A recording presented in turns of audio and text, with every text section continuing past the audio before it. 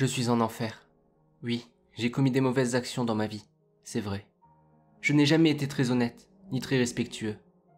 Mais je l'assume totalement, donc me voilà devant Satan. En enfer, nous laissons le choix aux condamnés. Vous pouvez choisir le supplice éternel qu'il vous plaira. Mais vous ne pouvez pas revenir en arrière, sachez-le. Venez, je vais vous montrer. Il ouvrit une première porte.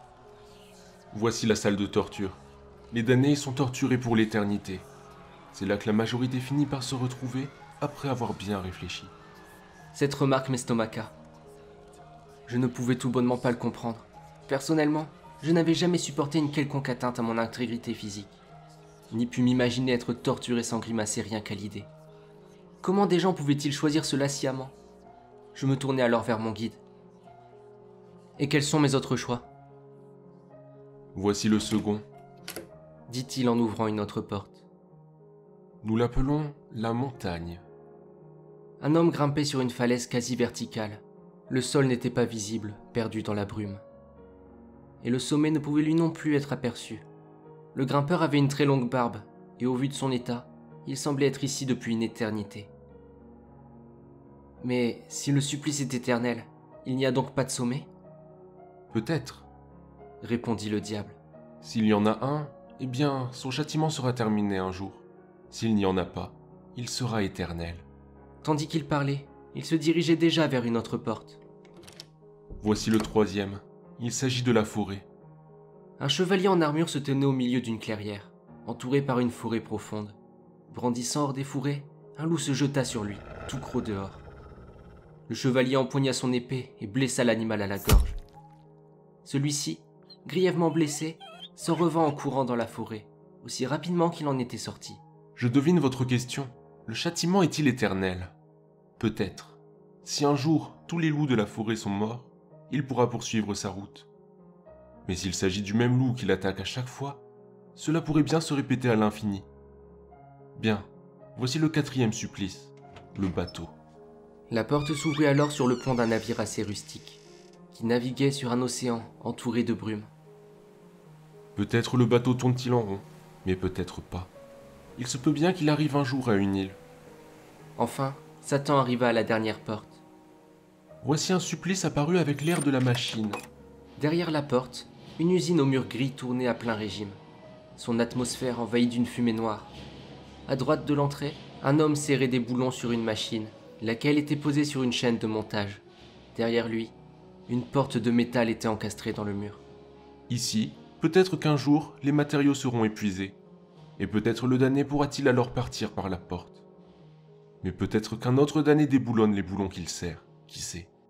Bien, nous avons fait le tour. Alors, que choisissez-vous? L'air soucieux, je me mis alors à réfléchir. La salle de torture? Bien sûr que non. Rien que d'y penser, j'en tremblais. L'usine deviendrait lassante à la longue. Boulonner des boulons, ça va peut-être bien une journée. Mais une éternité? Non, définitivement. Ça ne va pas.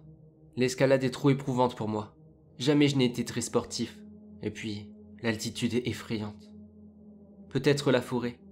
Mais il y avait le risque d'être blessé par le loup. Non, trop douloureux rien d'y penser. Il ne me restait que le bateau. Je choisis le bateau. Bon, allons-y. Je me dressai fièrement face à l'océan de brume qui entourait l'embarcation. Je ne voulais céder à aucun prix. J'étais certain que j'arriverais à la fin du supplice, car j'étais d'autant plus sûr qu'il y en avait une. J'avais la foi. Le temps commençait à être long. Je ne pouvais même pas le voir passer. Il n'y avait ici ni jour ni nuit, et aucune indication pour se repérer. Les vagues étaient toujours les mêmes. J'aurais peut-être dû tenir un calendrier, en gravant sur le bois de la coque, tout en comptant les secondes. Bon, je devais attendre un peu plus. Il le fallait. Il le fallait. Combien de temps cela faisait-il?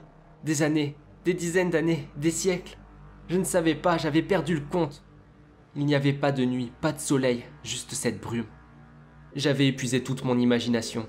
J'avais retourné chaque pensée, chaque étincelle de nouveauté dans ma tête, des milliers de fois. J'avais déjà attendu un peu plus que... et même encore un peu plus. J'en pouvais plus. Bah, autant y aller. J'étais déjà mort, autant sauter à l'eau. De toute façon, il ne pouvait rien m'arriver de pire. Au moment où je glissais dans les flots gris, la brume se dispersa. Une île apparut alors, et un port, une cité apparurent. Des gens accouraient pour récupérer le bateau. Le bateau ne tournait pas en rond, il y avait une fin. Mais les flots gris m'engloutirent. Bon, pensai-je, il ne peut rien m'arriver, je suis mort. Adieu va, ajoutai-je avec un sourire.